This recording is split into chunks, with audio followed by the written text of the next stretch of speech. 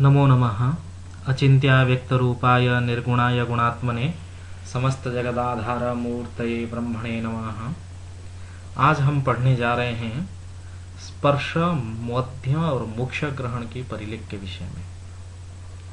ये ग्रहण के ज्ञान के लिए सूर्य ग्रहण हो व चंद्र ग्रहण हो, उस सूर्य ग्रहण चंद्र ग्रहण की सूक्ष्म ज्ञान के लिए और सटीक ज्ञान के लिए हमको परिलेख के ज्ञान आवश्यक है।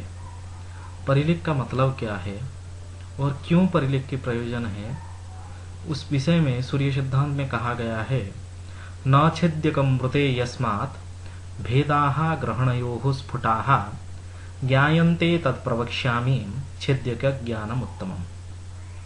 अर्थात ये छेद्यक ज्ञान, उत्तम ज्ञान को ग्रहण ज्ञान के लिए हमको जानना जरूरी है। तो न छेद्यकम रुते, रुते मतलब बिना, छेद्यक के बिना ग्रहण के भेद के विषय में स्पष्ट रूप से ज्ञान हमको नहीं हो पाएगा। ग्रहण भेद कहने का मतलब ये हुआ, 5 प्रकार की ग्रहण भेद होते हैं।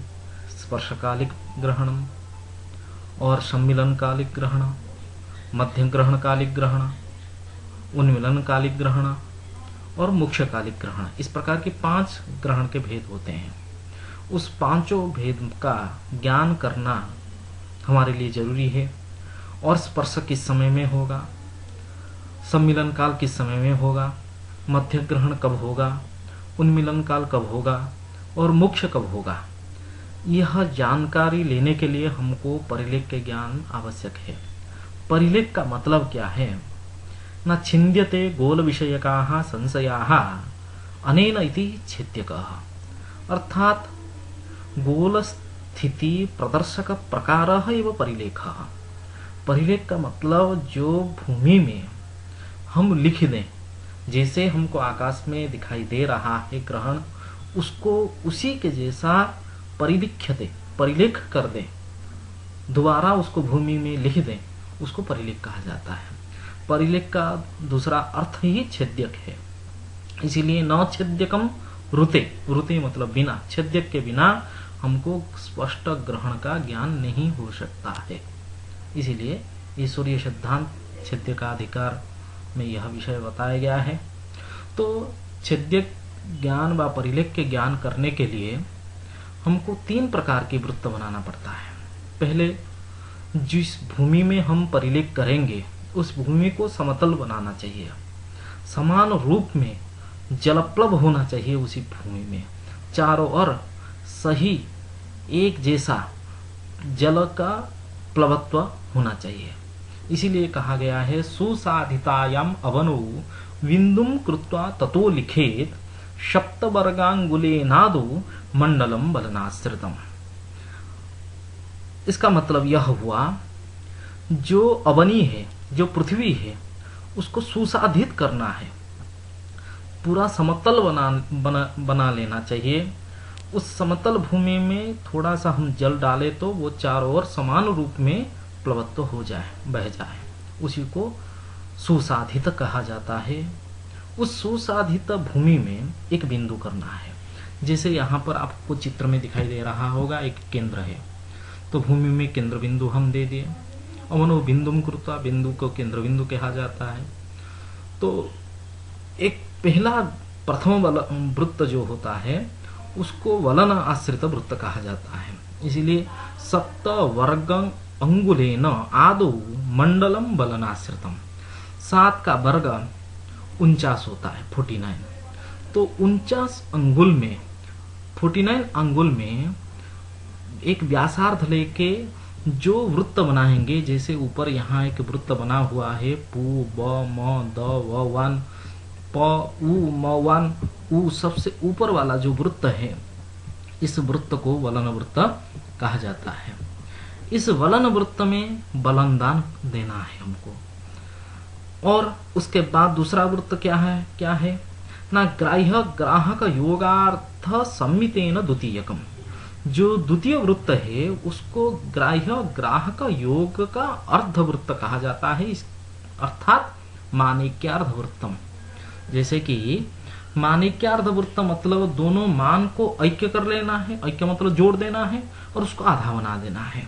जैसे यहाँ पर लिखा गया है ग्राह्य का व्यासार्ध प्लस ग्राहक का व्यासार्ध कर देंगे तो उसको भी मानिक्यार्ध कहा जा सकता है। अथवा ग्राह्य का मान प्लस ग्राहक का मान divided by 2 is equal to ग्राह्य ग्राहक योग का आधा, ग्राह्य का मानिक्यार्ध भी कहा जा सकता है।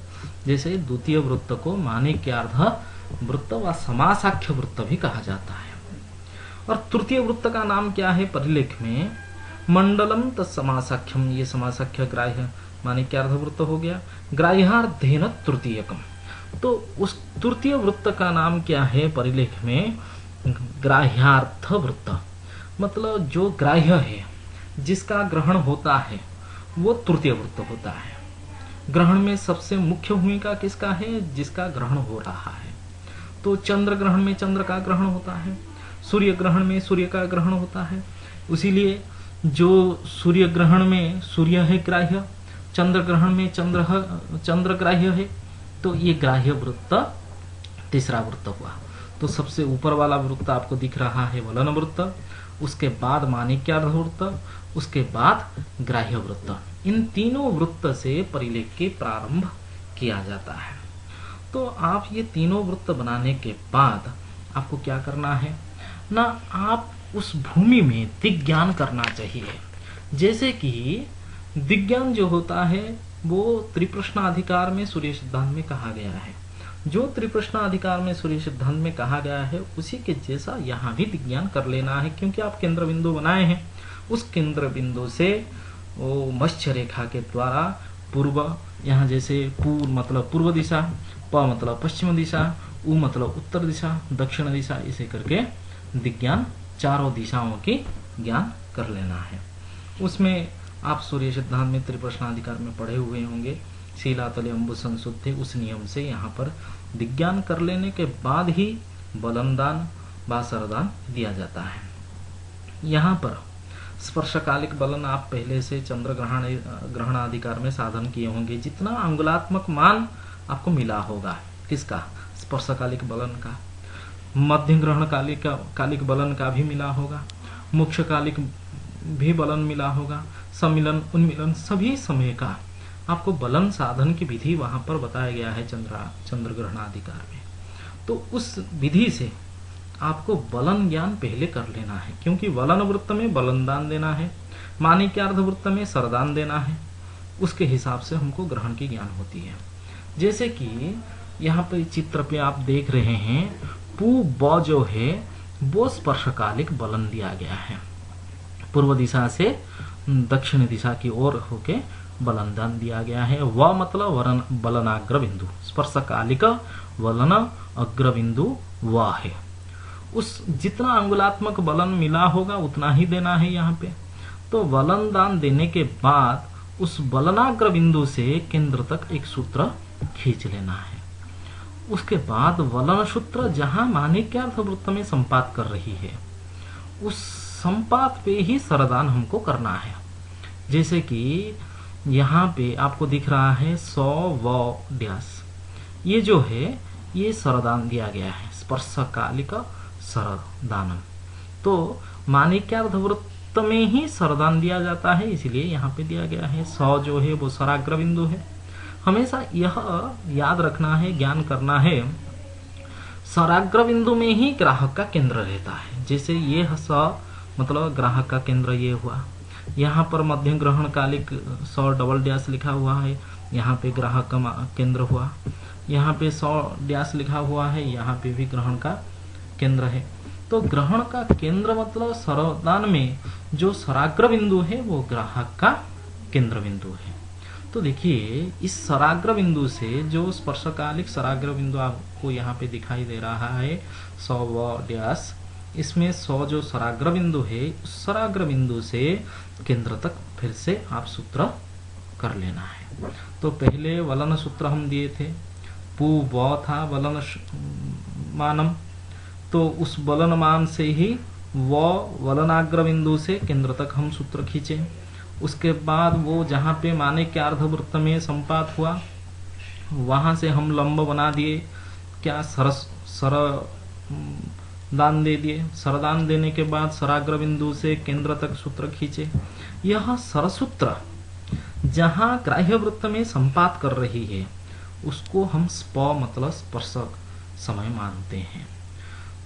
इसका मतलब यह हुआ, तो श स्प जो है ये स से लेके स्प तक ये ग्राहक का व्यासार्ध हुआ। स ग्राहक का केंद्र बिंदु है, ये स स्प व्यासार्ध हो गया। तो स को केंद्र मानते हुए स स्प व्यासार्ध में जो वृत्त हम बनाएंगे उस वृत्त को ही ग्राहक वृत्त कहा जाता है। उसी तरह यहाँ पे मोक्ष काल में भी आपको वलनदान और सरदान करना है। पश्चिम दिशा से आपको पहले वलनदान मोक्ष कालिक जितना बलन मिला होगा उतना वलनदान दे देना है, और वलनाग्र बिंदु से केंद्र तक सूत्र खींच लेना है वलन सूत्र को। उसी वलन सूत्र के ऊपर सर को लंब रूप से दे देना है माने के अर्धवृत्त में। तो जितना सर मिला होगा मोक्ष काल में उतना ही सर देना है। उस 100 डैश जो लिखा हुआ है सराग्र बिंदु, उस सराग्र बिंदु से केंद्र तक फिर से सूत्र खींच लेना है, जैसे कि यहाँ आपको दिखाई दे रहा है।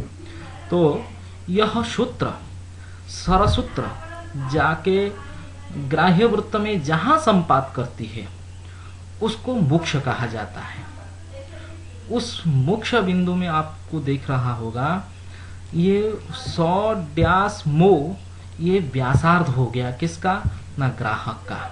इस ग्राहक का व्यासार्ध सराग्र बिंदु में केंद्र होता है, तो सराग्र बिंदु को केंद्र मानते हुए 100 डैश मो व्यासार्ध में जो वृत्त बनाए ये क्या हो गया, ग्राहक मार्ग। इस ग्राहक मार्ग मतलब ग्राहक वृत्त ग्राह्य वृत्त में जहां संपात करती है ये मुख्य काल, और ये इस तरफ क्या हो गया, स्पर्श काल। आपको चित्र में स्पष्ट रूप से दिख रहा होगा।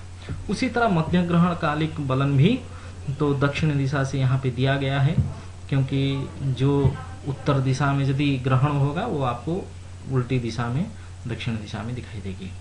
यहाँ पे हमेशा जो परिलेख होती है आकाश में जो दिखाई देता है उसका विपरीत आपको परिलेख में लिखना है।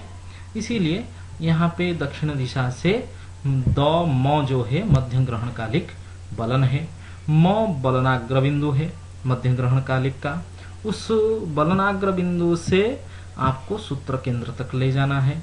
फिर से उसी सूत्र में वलन सूत्र में मध्य ग्रहण कालिक सर जितना होगा, जैसे आपको यहाँ दिख रहा है 100 डबल डैश जो है ये सरदान दिया गया है।